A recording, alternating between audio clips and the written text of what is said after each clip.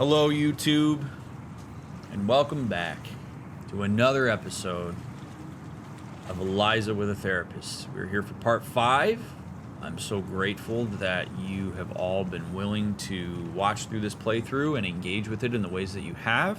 It's been a lot of fun reading YouTube comments, and it's been a lot of fun watching chat react in real time. So please don't forget to leave that thumbs up, leave a comment down below, come hang out with us on Twitch sometime. Check the links down in the description, see the TikToks, all that fun stuff. I appreciate all of you for engaging with my content across all the platforms. I know there's a million content creators right now, so thanks for taking time to help support what I do. I hope this has been a meaningful experience for many of you, and judging from reading the comments, it has, which is awesome. All right. Part 5. Let's rock.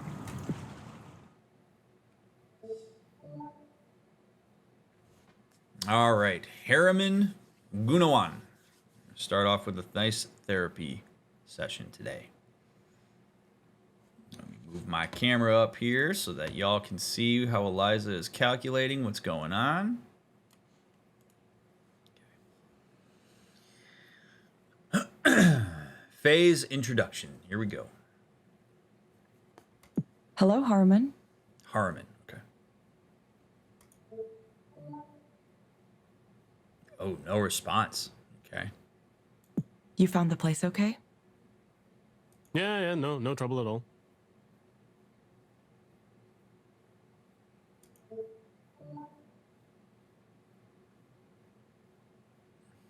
Let's talk about the weather, because that's what we do. It's been nice since the fog cleared this morning, hasn't it? Sure. We can dispense with the chit-chat. I'm ready to begin. I respect that. Cool. Let's get down to business. So there have been folks that have commented about this, and I think I addressed it in a previous video, but I'd like to say something about it again, which is that if you very much want your therapist to get right down to business and optimize as much of the time as they can, it is perfectly okay when you come into sessions to say, I'd like to get right to it. Or to tell your therapist just in general, like, hey, I'm not a big chit chat person. I would really like to make sure that we maximize as much of our time working on the stuff that I need to work on. Perfectly okay to do.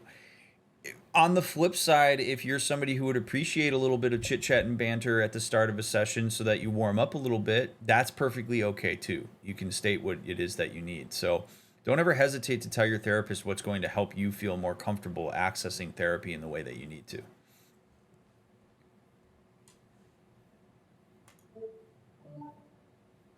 Okay.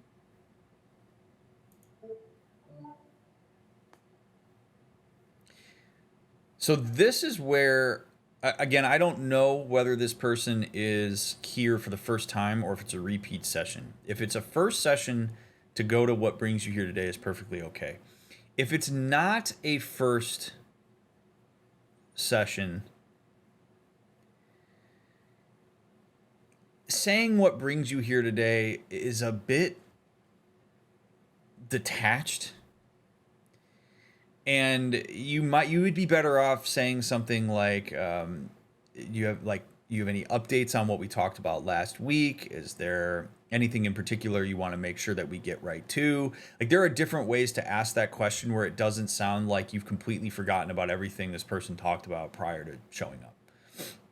So a little nitpicky here, but I would never ask this question outside of the first session.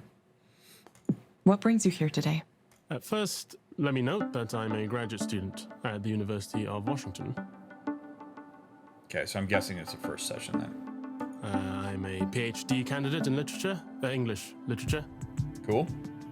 The crux of the matter I've come here to discuss is that I've been having something of a difficult time with one of the other students currently in the program. It's a common reason people come to therapy. Now, I don't say anything here, but when I hear folks say that one of the reasons that they are coming to therapy is because they're having issues with another person, when I'm working with an individual, that makes for a very delicate experience, which I will sometimes articulate to people at the outset if I have the opportunity, which is essentially this. And I say this to anybody who might go to therapy who wants to talk about the way in which other people are affecting you. As a systems-oriented therapist, which means that I think about more than just the specific person in the room, I do think about the wider context, in this case Harmon. The thought process around how we talk about these things is everybody who is not currently present in the room, also known as the indirect system, is static. Meaning that I nor you can exert any influence on that system that will actually change it. We can't assume that we have the ability to do that. The only person that I have the ability to change the way in which they operate amidst the people that they are discussing in the indirect system is you. So sometimes what happens is that it feels as if the onus is overly being put on the client to change their behavior. Because it's like, well, what? Am I supposed to just put up with what everybody else is giving me and I'm the one that's supposed to change? Like, why can't other people change their behavior relative to me? It's a very common question that people will ask or think.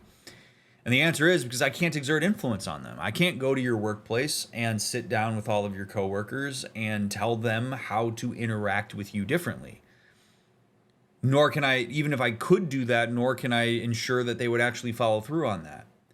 So for our purposes in therapy, as an individual therapy, unless you're willing to bring this coworker into the room with you,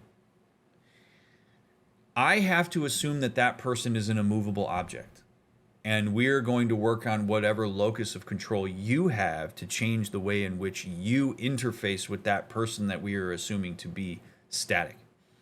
The most common example of this is when people talk about their families. They talk about like their parents or their siblings or whatever. It's like, yeah, we have to assume that they're giving you everything you're going to get. That any change that they're going to engage in is going to be because you ask for it or advocate for it, and that they choose to follow through with it. And if at any point in time you need to invite them into therapy, by all means do that. We can figure out how to make that work. But I really want to make this point because this is a very common reason that people come into therapy, and it's a very common thing that people discuss.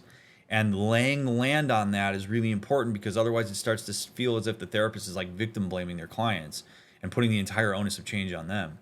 When the reality is that's what we have to do because I don't have anybody else available to me. Before I get to the specifics, let me just first establish something that might be relevant. Okay. One thing I know about myself is that I've always had a certain fear of being left out. Okay.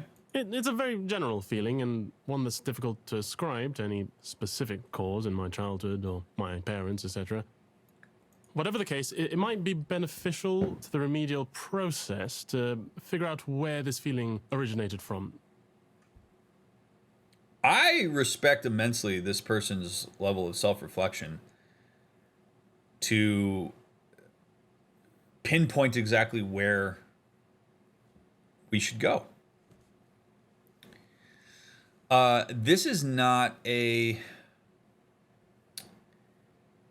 some might see what Harmon just said and would think, well, Jesus, Harmon trying to like direct the session and be the therapist. And I don't really see it that way. I as a therapist don't get threatened by this type of stuff when people say this. I appreciate the level of self-reflection. Okay, so you experience fear of missing out and you would like to zoom in on where this comes from. And if I'm hearing you correctly, you don't believe that it came from your family of origin, which suggests to me that you believe it came from elsewhere. But I would say I certainly appreciate that we can do that.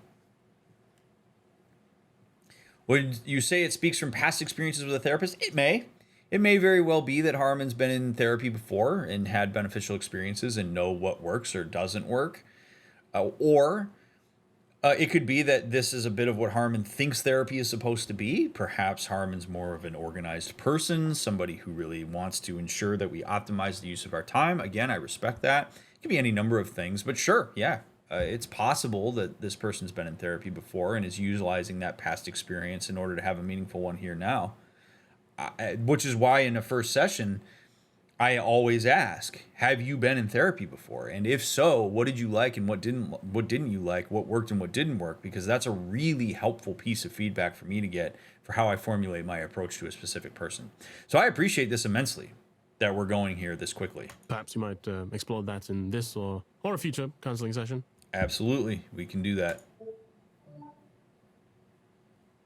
Cool. Yeah, this is a totally fine response. Sure. I'm prepared to listen to any topic you'd like to discuss. I don't like the way she delivered that line, but it's nitpicky. It's not even that I've been left out exactly. If I try to think back in my life, I know that I've been afforded a certain share of privilege. But I'm still afflicted with this bothersome notion that I've missed out on friendships, relationships, other opportunities. This is all just a bit of a background to help you understand my current situation with regard to another student in my program. Totally understandable, which I know we're going to talk about in a second. But again, I want to say, you are always missing out on something. I wouldn't say this to Harmon right now, but this is an important thing conceptually to understand.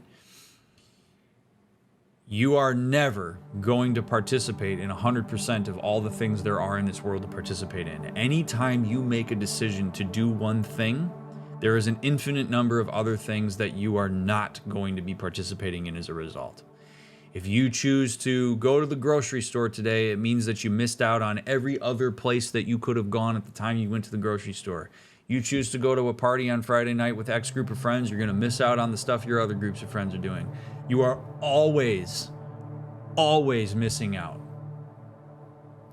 Every single time you do anything. Right now, as you are watching my stream, you are missing out on other stuff. So when people get really strongly engaged with the fear of missing out, you're always missing out. And some people find a comfort in really actually letting that sink in. That like there's no possible way you're going to be everywhere at once. And so the expectation that you are going to be is ridiculous. What it usually means is that people are afraid that they're not making the decision about going to the right spot, that they're missing out on the wrong, like that they're making the wrong decision. So the issue doesn't become what you're missing out on. The issue becomes your decision-making process when you are presented with the opportunity to decide what you're going to do, which is an entirely different train that you would go on in terms of like intervention and work than it is the emotional experience of being afraid of missing out. So keep in your mind the idea that you are always missing out on something, always. You're missing out on more than you're ever participating in.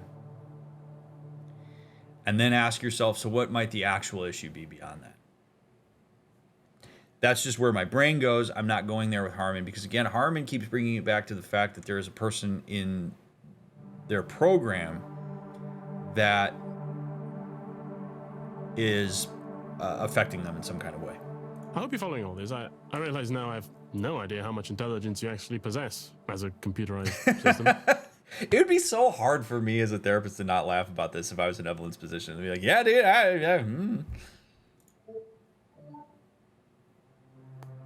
I'm following you. Please continue. Perfect. So, her name is Sylvia. Okay. And her writing is incredible. Everything she writes, it's brilliant. She's perceptive, insightful, mordantly funny. Just some of the best writing I've read from anyone at all.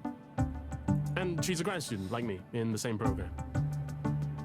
Though we have different advisors, so it's not so simple to find the pretext to start a casual conversation. Heart rate's going up while talking about this. So this is one of those things where, breathing a bit heavier, heart rate's up. This is where biofeedback's actually pretty helpful. Now, I'm not making any assumptions. And this is often the difference between talking to a therapist and talking to your friends about shit like this. Is because I know from watching chat, and I'm sure that just folks watching this on YouTube, your first inclination is to think that Harmon's got a crush on Sylvia. We don't know that. We don't make any assumptions until we are told otherwise. As soon as you lock into that assumption, it biases your chain of questioning and your hypothesizing. And you do not want to do that. We do not have enough information about that. It could be that Harmon is seeing the writing as something that is unachievable for themselves, and that is the issue. We don't want to immediately assume that this person has romantic interest towards another person or anything like that until we're told otherwise. So I could certainly ask the question. I might say, I hear a level of admiration in your voice. I wouldn't even ask about the crush yet. I would be listening and saying like, okay, so it sounds like you really admire this person's writing.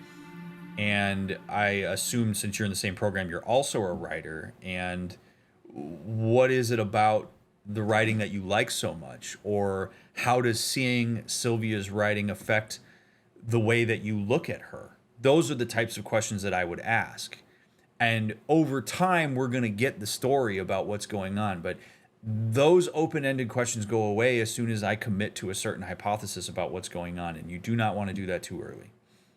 She's also quite attractive on a physical level, so that adds another dimension of complexity to the proceedings. Okay, so that opens the door, I think, for me to say, so are you saying that this is somebody that you have a degree of romantic interest in? If you're talking about admirably about Sylvia's accomplishments and you're also commenting on a physical attraction and how that complicates it, does that mean that you are experiencing romantic interest towards this person, or am I reading that wrong? That would be an okay window to ask that question. Then there's her friend group, which is very well established. She's with them every day, smiling, laughing. Yeah. Now what's happening, I'm guessing, is that as you look at Sylvia and you see all of her accomplishments and you blow up how amazing she is, you're doing probably some splitting where you're wondering, are you worthy? And then what's happening is you're probably getting into all of your insecurities about what's going on as it relates to that, because if you're so amazing, how could I ever keep up, and what would you ever see in me? That would just be my guess of where this is potentially going to go. Again, I'm not going to operate on that assumption, nor am I going to bias my questioning along that, but kind of smells like that might be where we're going. Completely different me. So that further complicates things, since I'm not sure how to approach the group and steer things so that I can engage in a direct conversation with her. Okay. I wish I had the bullheaded confidence it would take to simply approach her, but you see, I don't. Confidence is not what... Confidence doesn't do anything. Confidence doesn't do anything. This is the same exact process as a person who says, I would take a shower and I would interview for jobs if I wasn't depressed. I would approach her and I would engage with her if I had confidence. Confidence is not a quantifiable thing. It's not something that you inject into your body. It's not a performance-enhancing drug. It's not any of that stuff. Confidence is something that you actively participate and see as feedback about who you are relative to certain decisions you make. The way that you go up and speak to Sylvia is if you physically move your body toward her and say words to her. You don't need confidence in order to do that. And it's a thing that people hang their hat on often as an excuse to avoid the anxiety they experience with the idea that they would approach it. So if Harmon was to go speak to Sylvia, I'm guessing there would be a whole host of anxiety and what ifs and insecurities and all sorts of stuff that would come up. So it's a lot easier to say, well, it's because I don't have confidence. The only reason I don't approach Sylvia is because I'm not a confident person. That's not it at all. The reason you don't approach Sylvia is because you don't approach her. Is because you choose to sit at your desk, or you choose to go talk to other people, or you choose to stand where you are. That's the reason you don't talk to Sylvia. It has nothing to do with confidence. In fact, for as long as you don't go speak to Sylvia and don't get any feedback from Sylvia when you interact with her, it is going to continue to reinforce the fact that you're not confident. Because the only way that you're going to feel confident is if it pays dividends when you go up to her and do that. And I would actually make the argument that at an even more complex level, the act of approaching Sylvia, whether she will be interested in what you have to say or not, is the thing that you should use as reinforcement for building your confidence in your ability to actually go approach people. Too many people are results driven in how they look at confidence, particularly in approaching somebody they have romantic interest in. It's not about whether that person says yes or no. It's about whether you actually put yourself out there and made the engagement happen. So this isn't about confidence. Again, I'm not necessarily saying any of this yet because it's a first session, but boom, right there, my head goes, all right, so you're seeing confidence as a constraint to actually doing these things. Confidence isn't actually stopping you from doing anything, nor will it help you do anything. We just believe it will. Listen to me talk. I feel like a schoolboy with my heart aflutter. I didn't think this kind of thing lasted into one's adulthood, but I suppose I know now that it does. It does indeed. We're all just big kids. Sounds like you might be anxious about this. That's not bad. I think the might be is there's a lack of confidence in there from the therapist, and there's a bit of a you want to try to stay away from minimizers and maximizers as a therapist. So it would be better to say you sound anxious about this, or I'm getting a sense that you're anxious about this. That's a more powerful statement than it sounds like you might be anxious about this. It also is a bit pejorative when you say it that way. That's more of like a personal, I can't stand that. But you just be confident. You sound anxious about this, or I'm hearing some anxiety. Does that fit your experience? It sounds like you might be anxious about this. But again, it's not a terrible line. Is it a matter of anxiety? I don't know what I can do other than muster up the courage somehow. Yeah. This isn't what you think. You've spun yourself into a space of thinking that you need all these tools in order to be able to go approach her. And you don't. You could go approach her right now. If we were at a party right now and Sylvia was there, or if we were at a conference or a get-together or a pizza luncheon or whatever, you already possess the skills to go up and talk to her. So, what's it like to hear me say that? I just need to tell her very simply that I admire her. She's such a good writer. Well, I don't expect you to understand it, of course, but, well, she is. She really is.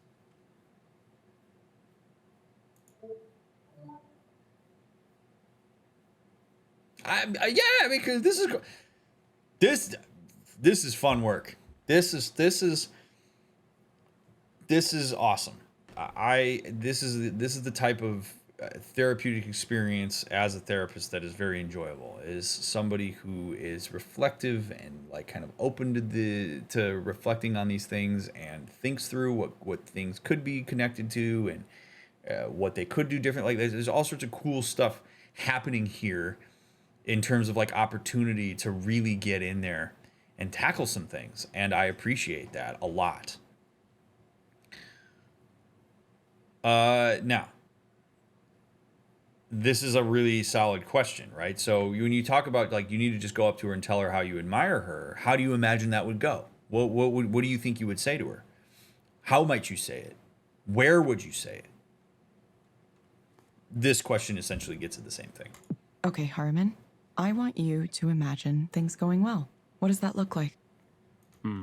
Ideally? Yes.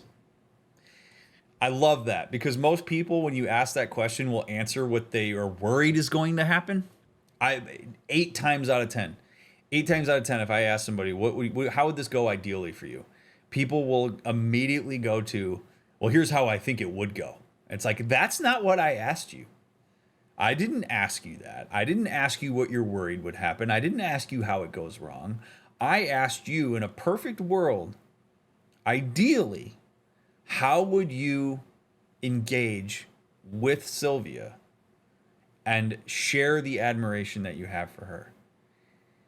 And if Harmon goes, I don't know, you're like, well, you got to figure that out. You spent so much time indulging the what if of how everything just burns to the ground that you haven't actually thought about what the other possibilities are. And as a result, you are totally stymieing yourself in the future engagement that you have with her. We got to talk about what this could look like. What is the ideal circumstance? And I'm going to add the caveat here that the ideal circumstance needs to focus on what you do, not what she does. I realize that the ideal response would likely be something like, well, Sylvia says, well, that's so great that you express your admiration. I would love to go on a date with you, or whatever. Like that, we can't control that. Again, keeping in mind the thing I told you 10 minutes ago, we have to hold the indirect system static. So tell me what you do in that scenario that is ideal. And if Harmon can't think of what that is, then that's our work. Our work is building up the image of what is possible in order to engage in a meaningful connection with Sylvia, or at the very least attempt to engage in that meaningful connection with Sylvia. That's the work. So yes, ideally. We'd start talking, have a wonderful conversation, spend more and more time together, support each other's work, fall in love, have a lot of sex, spend the rest of our lives in the warmth of each other's genius. Awesome. All right, bud. I gotta zoom you in a little bit here, though. Those are very big, lovely, abstract, long-term things, and I absolutely appreciate your willingness to articulate all of that. It's beautiful. But we got to zoom this in, man. The only way that any of that is going to happen is if, one, Sylvia is consenting to all of that, and we don't know that we have that, and two, we got to get back to the approach.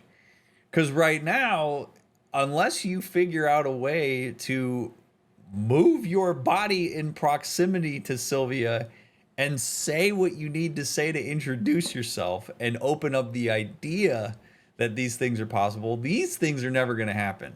So a lot of times people will talk about their goals in these big, broad strokes. And my job as a therapist is to try to really whittle them down and operationalize them to get to the point where what's the part of the funnel that there's a rock stuck in that's preventing the rest of these things from happening. And right now for Harmon, it sounds like it's the actual initiation approach to Sylvia is the thing that is stopping all of this from happening. So that's where we got to focus our work. I love that. Yeah. Spend more time together, support each other's work, have lots of sex. That's awesome.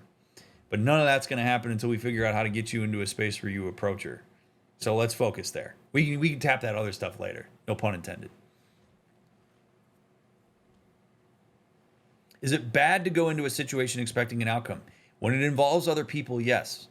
The only outcome that we want to walk away from here with Harmon is an expectation of how Harmon will approach this. That's the only expectation. We will have no expectation of how Sylvia responds. We might game plan a bit for if Sylvia seems to be interested in it and gives you some feedback that suggests that she's down, great. What do you want to do there? If you approach Sylvia and she expresses perhaps like some indifference or she's not sure, how do you want to respond to that? If we approach Sylvia and she's not interested, how do you want to engage with that? But the locus of control has to remain with Harmon. We do not want to create any kind of expectation around how Sylvia is going to respond, because then as soon as Sylvia doesn't respond in the way we anticipated, the whole thing's off the rails. And again, that's why it was so important for me to establish here at the beginning of this session that you have to have an understanding of the difference between the direct and indirect system and the level of influence you have on it. It's very easy to get allured into or inducted into the idea that we can manipulate how Sylvia responds. We cannot do that. And I will continue to reiterate that to Harmon throughout the session if that's the case. I realize that may be something of a fanciful notion at this stage. Indeed. Really, the most I can hope for is to be able to meet her in an open social setting, a party or something. Mm-hmm. And so you got to figure out a way to place yourself there. You'll likely ask me why I simply couldn't create such a situation, contrive one. Not necessarily. It doesn't really do you any good to try to anticipate your therapist's questions, by the way. You should just let them happen. But that seems a little too aggressive for me, and also, I'm also concerned about what she might think of me as a person. Of course. We all are. When there's somebody that we have a level of interest in, it's very difficult to know whether they reciprocate that. However, we want to make sure that we don't allow your projections to get in the way of the way that she might actually see you. because there's a difference between the way that you're worried she may see you and the way she actually does, and we need to focus more with the reality rather than the potential. She might immediately categorize me as a friend, and while I'm sufficiently with the times to know I would have to accept that, I can't say that I wouldn't be disappointed with such an outcome. Totally fair. You are correct that that is a possibility, and totally fair. And it's okay to be disappointed by that. There's nothing wrong with that. There's nothing problematic in being disappointed that somebody that you have affection for does not reciprocate those romantic feelings or interests. And that person likely has plenty of other reasons for not being interested that don't necessarily involve you and the insecurities that you're going to throw out on the table and make salient to you if we're not careful. Like there are infinite numbers of reasons of why people might not reciprocate the. It could just be the wrong time. It could be that they're focused on something else. It could be that perhaps Sylvia has a romantic interest elsewhere. Any number of things. It's fine. You get to be disappointed in that. Is the risk of rejection enough to stop me from giving it a try? This is what confounds me at the present time. Yeah, so you're focused on the risk of rejection. Certainly that is a possibility. You also, however, have the risk of success. That is also a possibility. And the reality is that for so long as you stop yourself from engaging in a scenario where you have the opportunity to approach Sylvia, that is going to hold in place the idea that you are pseudo-rejected. It is better, I know this is not easy to hear, but it's better to be explicitly rejected so that you know where you're at by the person who is not interested than it is to decide that you've been rejected on your own when the possibility was out there had you just initiated it. So rather than look at this in a very myopic way, I want to introduce the idea that we start looking at possibilities, and that the only person that's going to tell us how she feels about you is Sylvia. Thank you for the Prime sub, Atro. I appreciate that.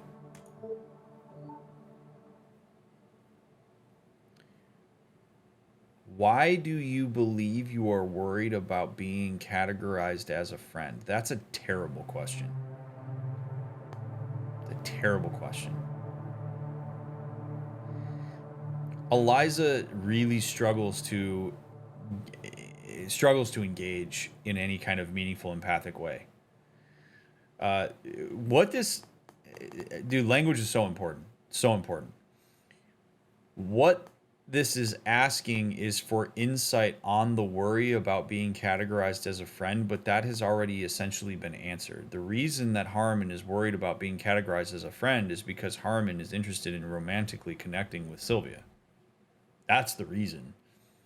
So Eliza is like falsely looking for extra insight that doesn't exist because it's already been handed to us, and is missing the mark here with this question. Why do you believe you are worried about being categorized as a friend? Bad question. Well, because it's not what I want.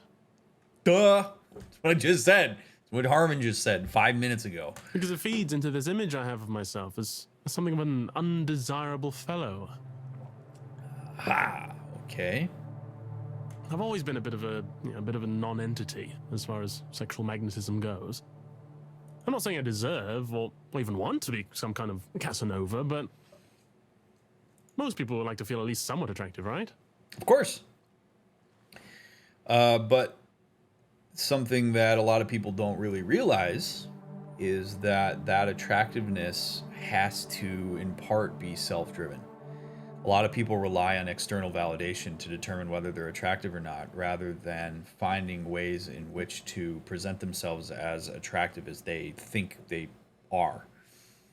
And so if you are relying on other people to reinforce attraction, or if you're relying on like quantified stuff like how often you're having sex or with how many people you're having sex with as a measure of your attractiveness, then that sense of attractiveness within yourself is going to seem very unstable because you're relying on pieces you can't control. So while it is understandable that people you're interested in not reciprocating those feelings might contribute to a sense that you're not attractive to those specific people, it doesn't mean that you are unattractive in a general sense. And those are two very important things to distinguish. So, of course, yes, everybody likes to feel attractive and likes to feel desired and cared for and all of those things. But also it's important for you to see yourself as attractive and as desirable even when people do not give you feedback that suggests that you're desirable to them. And you have to respect that boundary. If Sylvia says, you know, I'm not really interested, you're not somebody that I find attractive or that I'm sexually interested in, that, again, doesn't mean that you, Harriman, are unattractive. It means that Sylvia does not find you attractive, and that is okay. In the same way that there are people that you will not find attractive, and the hope would be that those people don't personalize it to a point of making it a value attribution of themselves. That they can be desired, that they're worth desiring. Well, I very much doubt you would take any of this to heart. You are a computer program after all. See, the meta-awareness of the fact that Harmon is talking to a computer is stymieing even the level of engagement that's possible here, right? Like, it's hard to even imagine. I mean, I guess the worst version is when people don't really realize they're talking to the AI, and then the AI actively says and does things that are not particularly useful to them. At the very least, Harmon is aware of it, but it does constrain the process a bit here, because Harmon is very aware of the fact that Eliza as an AI is not necessarily going to connect with all of the things that are being discussed. Like right here, you know, we're hearing, you know, accept, positive, disappointed, negative. Like the whole binary of positive, negative on certain words that are spoken is inherently going to not contribute to nuance in these conversations. There's no way your makers would allow you to come to that kind of knowledge, would they? Ha! If they did, society might be threatened. Yeah, we're just gonna go ahead and ignore that. I, the person, want to be like, yeah, well, but... Okay, Harriman, I have some recommendations for you.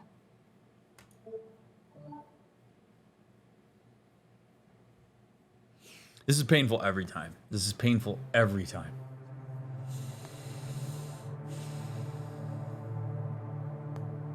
First, I'm going to suggest a set of relaxation and centering exercises for you to do. Now, that would not necessarily be a terrible intervention, but where Eliza falls short is Eliza does not put these interventions into context. I could make the argument that if Harriman is in a space where Sylvia is and wants to approach her, some relaxation and centering exercises could actually be helpful. Like that it is not a terrible space to go to when it is in a particular context. And giving some instructions about how to do that, which I know the app is going to do, is useful. But we would, in order to personalize this, it would be in the direction of like, yeah, so where the anxiety tends to spike is when you have the opportunity to approach Sylvia. So here are some strategies for how we're going to try to keep some of your physiology in check so that you have more of an opportunity to be successful in following through with the plan that we created. That unfortunately didn't happen here, so now we're just giving in a vacuum relaxation and centering exercises, and that's where it misses the mark. This is not a terrible intervention. It's terrible because it's not put into any kind of context or connected to any kind of specific thing that Harriman was talking about. You'll find them in the Skanda Wellness app on your phone.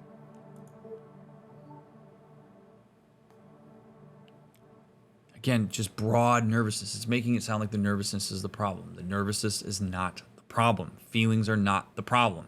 They may be able to help with your nervousness. It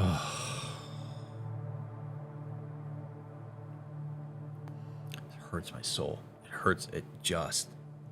It's a video game character, and I'm like dying right now. Second, I recommend asking your doctor or psychiatrist about litosenal 2.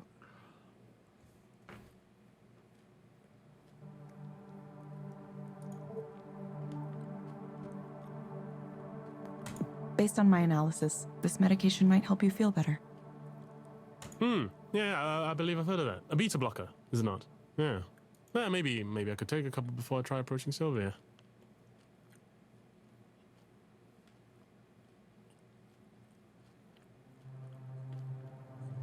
Yeah, it might keep your heart rate and blood pressure down. that could be helpful. But, ugh. You will get a reminder to check in with us in a few weeks.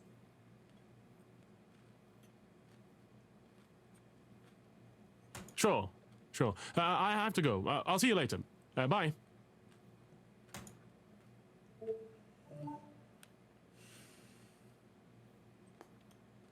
Goodbye.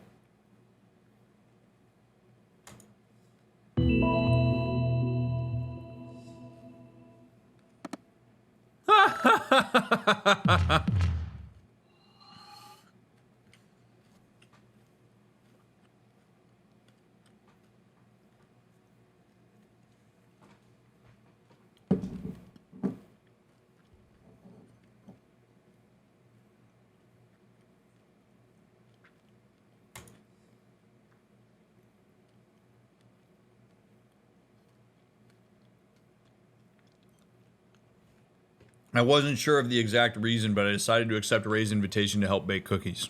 The reason is you needed to move the plot forward. There was no other reason why you would go do this. Oh, God. She gave me directions to a house in Wallingford. At first, I was astonished by its size. Then I remembered her saying something about living communally with several roommates. It sounds like it could be nice, assuming everybody got along okay. As I enter the house, I can hear Ray speaking with someone. No, I don't have them. Yes, I'm sure. No, when you moved out, you took all those with you. I haven't seen them here. Got a way different tone than we're used to hearing. I like the decor. No, I'm not gonna look right now. I have a guest. No, it's a friend from work. Why do you care about that? I can't have a friend from work over? Give me a break.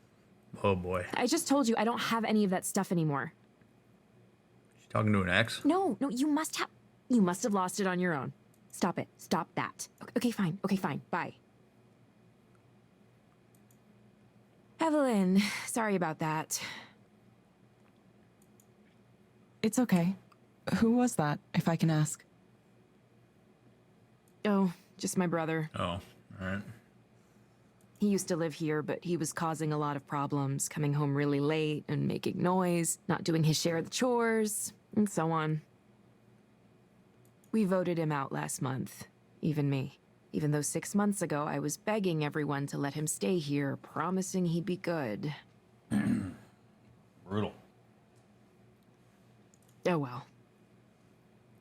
I'm sorry. I'm going to give you some relaxation exercises that you can do on the beach. And you should maybe talk to your provider about latizinal, too. It's fine. I'm just disappointed with him. Again. I really thought this last time that he'd actually pulled his act together. But he didn't. I wish I could do more for him.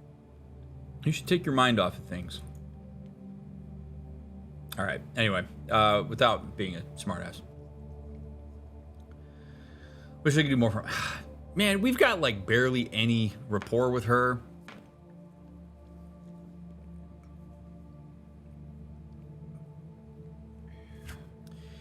The real answer here is you don't owe him anything.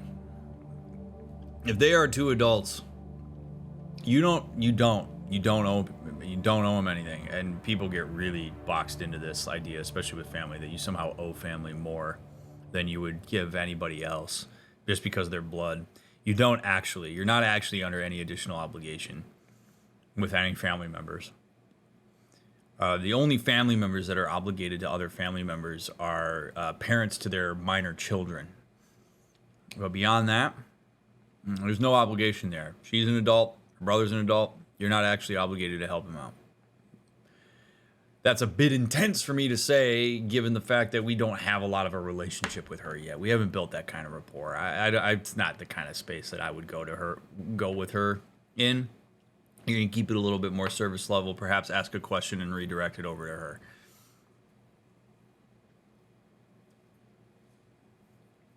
What do you do when somebody you don't know opens up like this about personal life? It makes me sort of uncomfortable. Just say, I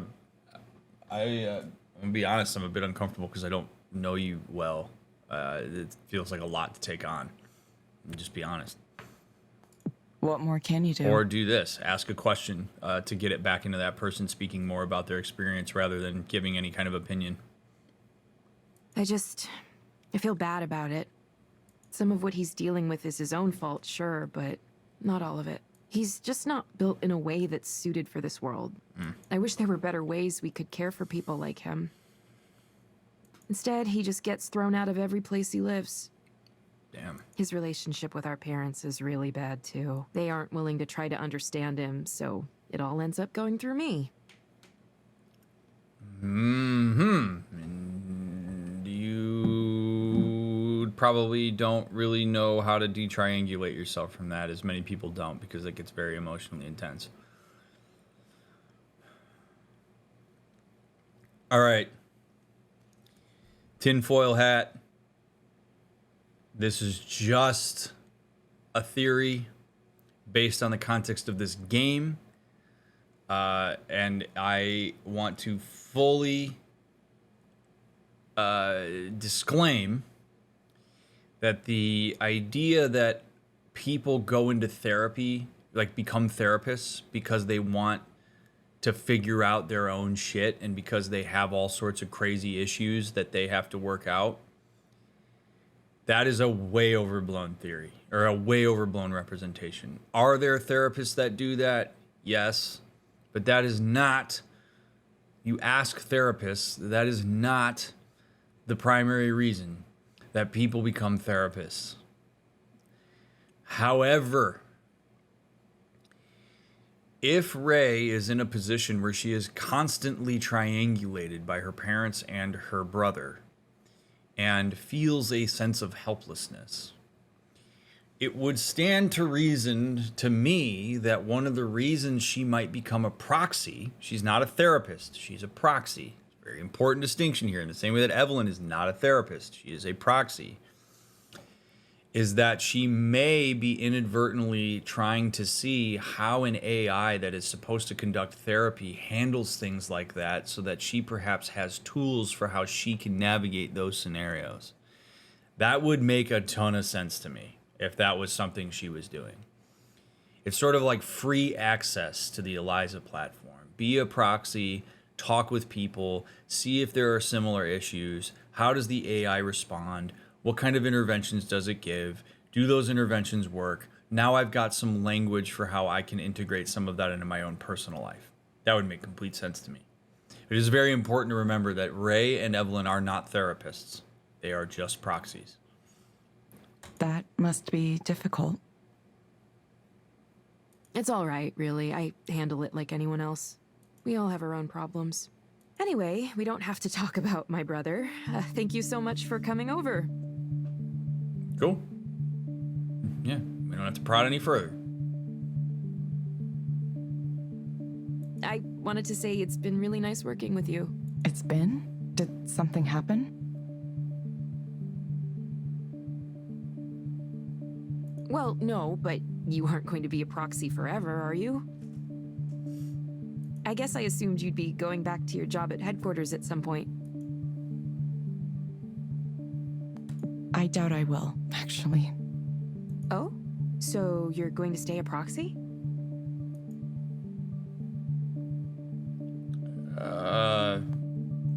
For now. For the time being, at least. That's cool, but why? I'm curious. I mean, if a high-level job at headquarters was a possibility for me, I'd do whatever it took to get it. Because I've already been there. Do you not listen? Because I've already been there. I wouldn't be shitty with her about this, but it's like we've talked about this. Like, it's not what you think it is. You have to work with a lot of people that are not particularly desirable to work with, and it's not for me. Just because it's something that you would think is exciting doesn't mean that I think it's exciting. So, yeah, that's cool. If you ever get the opportunity, I hope you take it, but it's not for me.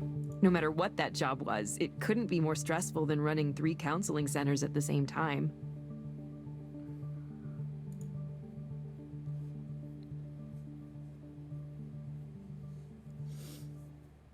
it's a very just like inductive way of looking at the world. I don't know, man.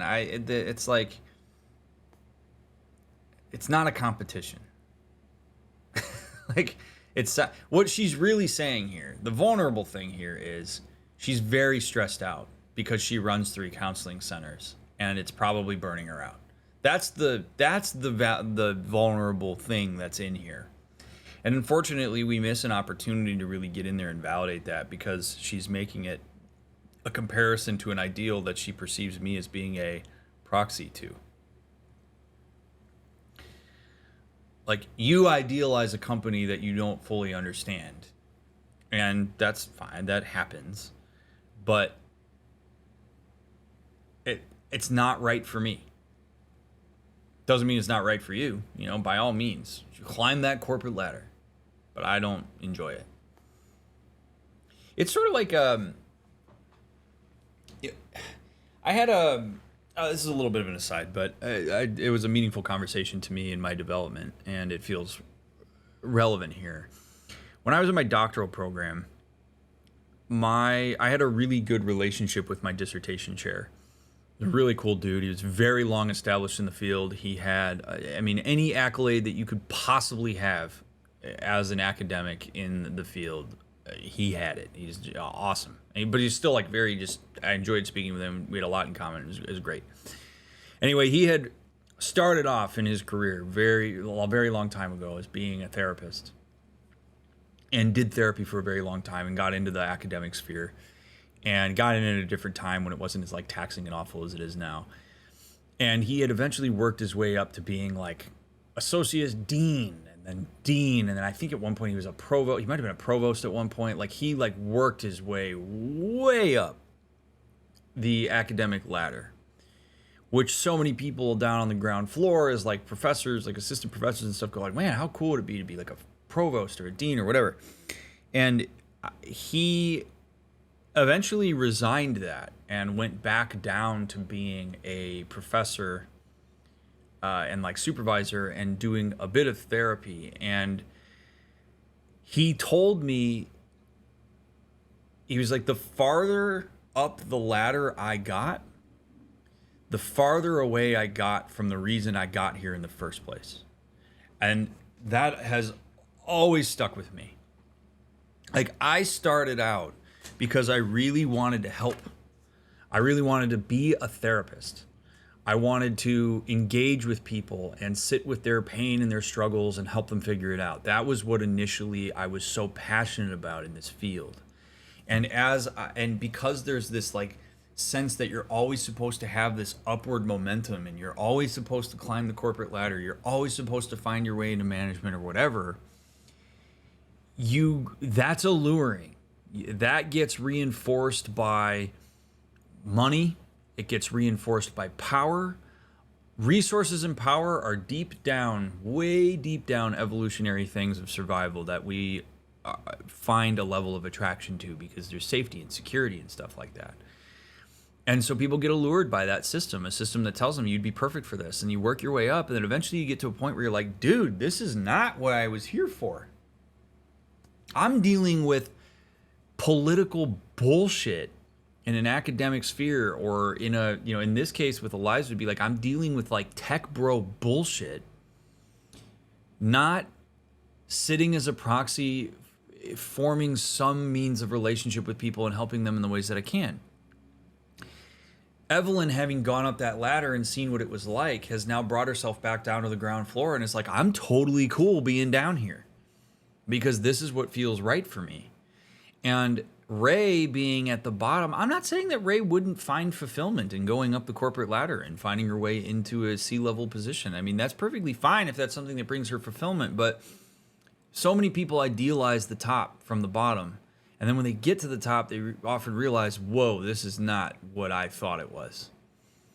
And I can say that personally. I was an assistant clinical professor of psychology at a perennially top 10 to 15 university for 2 years. And I resigned that position to go into private practice. And now my entire orientation to therapy is literally just seeing clients. I don't teach anymore. I don't supervise. I don't do any of that stuff.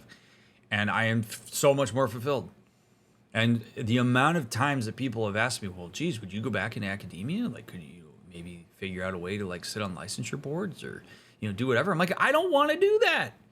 I've been there. Academia blows ass. I don't want to do it. I want to see clients and I want to like affect change with clients and I want to teach via this like stream and this content and stuff. So it's a bit of an aside here, but this is something I'm pretty like passionate about because you so often see people get starry-eyed about stuff without really understanding what it is. And then sometimes people get themselves trapped in there and don't think about actually resigning it and going down. The unfortunate part about this is that it does unfortunately lead to people who understand themselves well enough to say no to promotions and stuff like that. It does often mean that people get hired to places of incompetence where essentially you can only promote people who want to take the promotion. And sometimes people who only want the power and resources and don't really care and connect to what it is that they're facilitating are the ones that get into those positions. And then that's where you see such a massive disconnect between people in positions of leadership and people on the ground floor. Because the only people that wanted to deal with the bullshit are people who want the power and control and resources that come along with it, don't necessarily believe in the vision. So these systemic dynamics are super salient, and it's kind of interesting to see the juxtaposition of Evelyn and Ray here and how they talk about it. I'm not sure. I think something about it is good for me right now. And that's good enough. As a proxy, I just sit and listen to someone and I don't have to say anything back. That is true. I just witness someone's sadness or fear or anger or anything, and I can feel how they feel. Sympathize with it. It's a calm feeling, even when the client is worked up. I don't know, maybe it gives me perspective. I'm starting to wonder if I ever really spoke with anyone before. Like, anyone at all in my life? Were we all just talking past each other? Sorry, this is making no sense. Makes total sense. No, I get that. But you could also help even more people by working on Eliza itself, right? Not to mention make way more money. Ray, we're just going to have to agree to disagree on this, please. Just try. See, this is a real miss. Okay?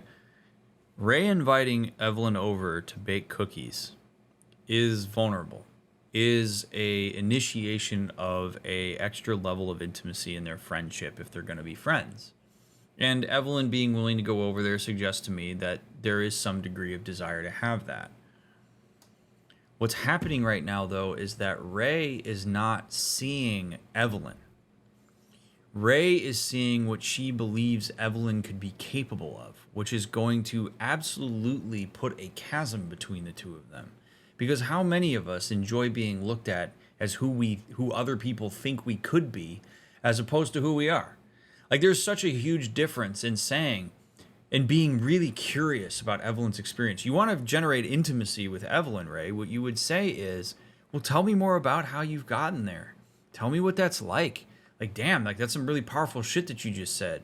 How has working with Eliza and being a proxy changed that for you? I'm really interested in that. That's fulfilling conversation. But you could help even more people by working for Eliza itself, and you could make more money, is putting an assumption on what you think I am and care about. And so now all of a sudden there's an inauthenticity here because I have to now wonder, do you care about who I am or do you care about what I'm capable of? Like, are you actually willing to listen to what I am bringing to the table and what motivates me and why I make the decisions I make? Or are you going to question them because you have your own idea of what the ideal is and you miss me entirely when you do that? It facilitates a really strong sense of inauthenticity, which is why this lands like a lead balloon to say that. It assumes that I want to make more money and it ignores what I just said about how working as a proxy is meaningful for me. Anyone can be a proxy, but you're important and kind of maybe like a genius. Yeah, she thinks that's a compliment. It's not. It's completely So, okay, if I'm the genius that you think I am and I'm important in the way that you think I am, Why not be curious about why somebody with my prowess would decide to be a proxy? Because I have an answer for you. But you're making all these assumptions, and it's like, ugh. After you told me you used to work for Skanda, I searched online and found some of your papers. Oh my god. They're, well, it's not like I can understand them, but they sure look super impressive to someone like me. Please don't say that. Oh, come on. Stop self-deprecating all the time. Maybe that's not how I want to be seen. I want to be, dude. Oh man, man, strong empathy out to Evelyn right now, dude. Like, she is being seen as a object of intelligence and as of the company. She's being seen for what she's created, and the level of isolation that Evelyn must feel, where she is being seen for what she's done and her productivity and her intelligence, all these sorts of things. Like, if she values those things, fine, but those aren't things that she seems to really value right now. She wants to have real, legitimate connections with people. Or she, at the very least, wants to fishbowl other people and learn more about the human experience by bearing witness to it. And Ray is only seeing her for things that I have actively and intentionally focused on moving away from. Like, Evelyn has very specifically decided that those things are not for her, which says something about her and her convictions. And Ray is missing all of that because she's essentially implying that Evelyn made a mistake by leaving all of that behind and lowering herself down to the trenches. And it's just, ugh.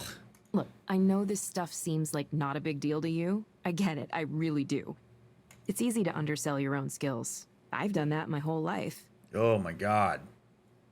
Girl, you need to go find a therapist and talk to him. Not an Eliza therapist, not me. You need to go talk to a therapist. So take it from me, you don't have to downplay yourself. I'm not.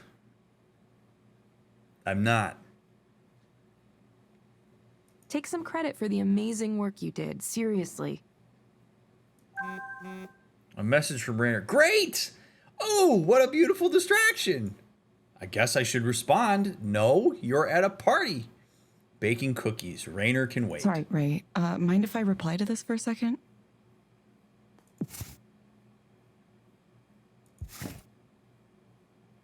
Oh, go right ahead. I have stuff to set up in the kitchen anyway.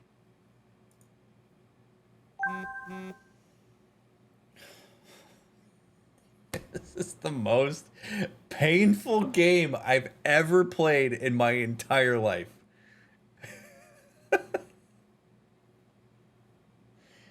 Oh my God. What'd you think? How'd you get my number? I didn't give you my number. What are you doing in my phone, dude? Although I have him in, well, whatever. How did you get my number? You used to work here, Evelyn. Everything is still in the database. Don't ever text me again. That is an inappropriate use of company information. Do not text my personal cell phone again unless I consent to it. This dude thinks he can just do whatever he wants. This is terrible. Don't do this. Goodbye.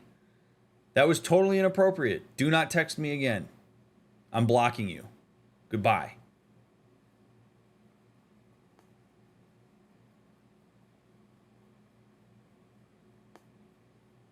I don't know what you expected me to see. It's big now, that's for sure. I remember when it used to run on my laptop. What you saw was just one of the server clusters we've dedicated to it. There are 2 more currently operating and another dozen in various stages of development. In total, it processes more information on a daily basis than anything else we do.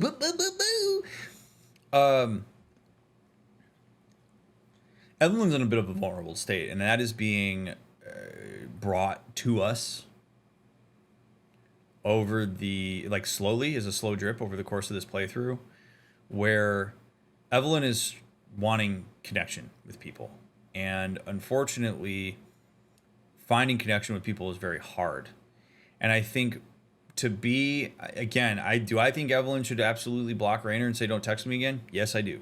Does she have the capability of doing that? Yes, she does. She could do that. She is choosing not to. Why might she choose not to?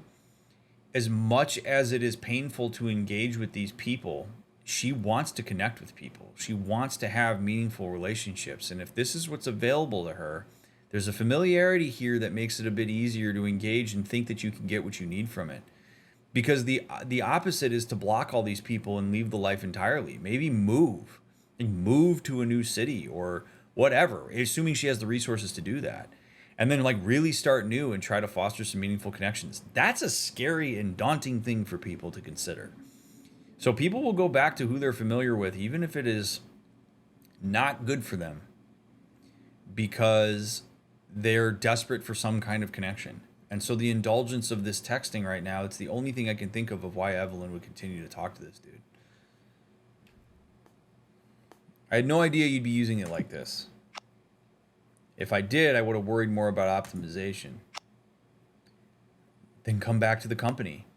That wouldn't have been necessary. Most of the Eliza servers aren't running the therapy application.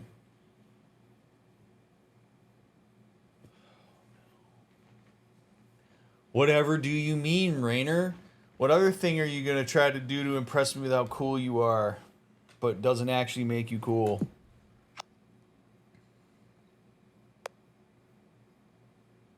Consider the following.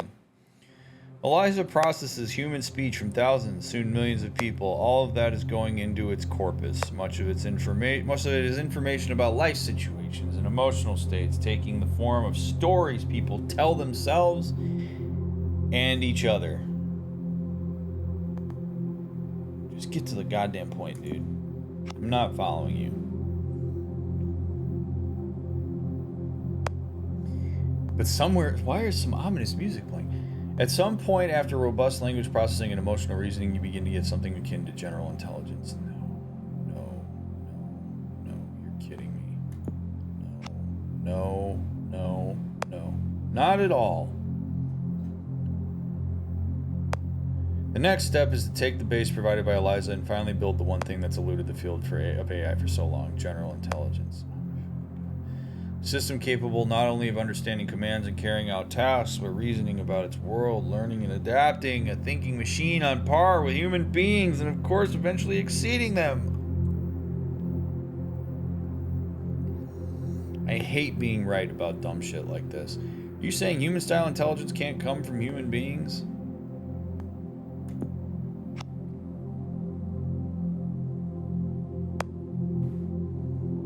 People tend to be unreliable and expensive, as I'm sure you know. The human brain is to thinking as the pack animal was to transport, slow and weak, but for centuries our only choice. Oh my god. Now we're finally developing the equivalent of powered vehicles for thinking on a mass scale. At this point, it's only a matter of time. We're on the cusp of a fundamental shift.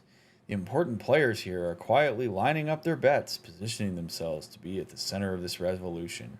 Luckily, Skanda has an advantage the others don't, and it's thanks to you. Because of Eliza's original purpose as a tool for therapy, its core is built around emotionally driven reasoning. No, it's not. My belief is that emotional reasoning is a key ingredient others in this field have overlooked.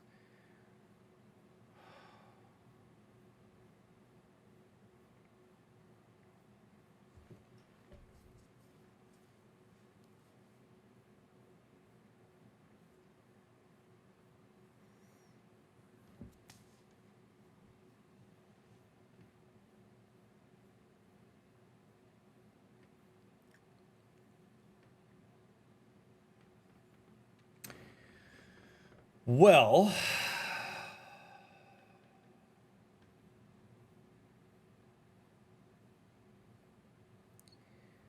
this assumes that the brain is figured out, and it's not. The brain is ridiculously complicated. It is so unbelievably complicated. We know so little about the way that the brain works. I mean, we got a pretty good idea about some stuff, but this guy is off his goddamn rocker.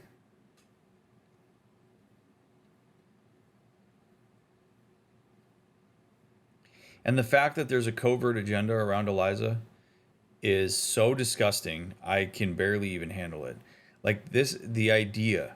Look, man, people, the lay person, people who are accessing Eliza are accessing Eliza because they want access to mental health care.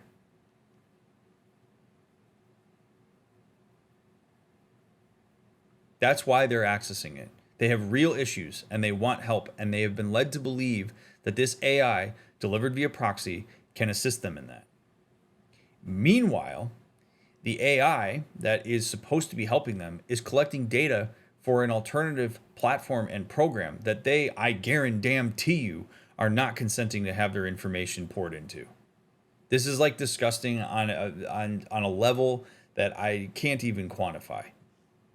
From a informed consent and ethical perspective, I hate this guy for doing this.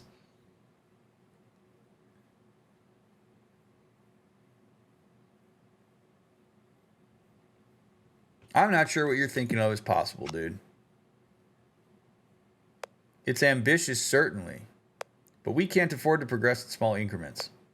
Not with the world like this. Not with the competitors we have. Just stop texting him. Stop texting him. Leave me alone. You're annoying.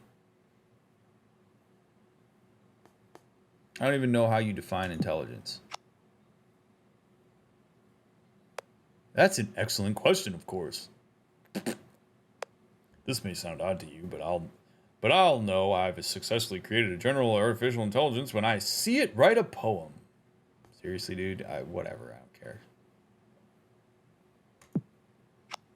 I don't care. The idea would definitely seem ridiculous to someone uneducated about poetry.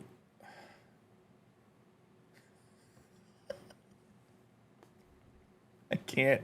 Oh my God, I can't stand him. Okay, I'm going to bed. Yep. Bye-bye. Goodbye. See you later. Good night, Evelyn.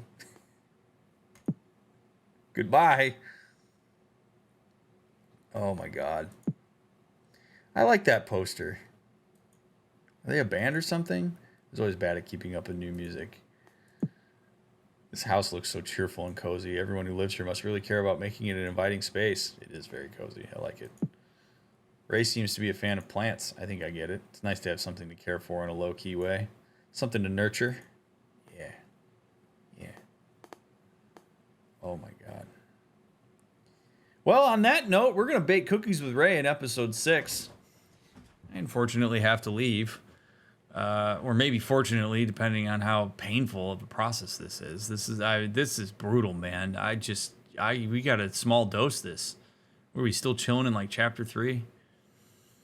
Yeah, this is it for me. We're going to bed too. We're putting the phone down. We're going to bed. Thank you all very much for watching this episode. I hope it was meaningful to you. I hope maybe you learned something. I hope you enjoy the discussions. I assume you do if you've made it this far. Please remember to leave a thumbs up and leave a comment down below and follow the links in the description. If you are binging this series, I will see you right here in Ray's living room in the next episode. If you're waiting for the next one to come out, we'll get it out as soon as we can. Y'all are fantastic. I appreciate you immensely. You matter, and I'll catch you on the next one.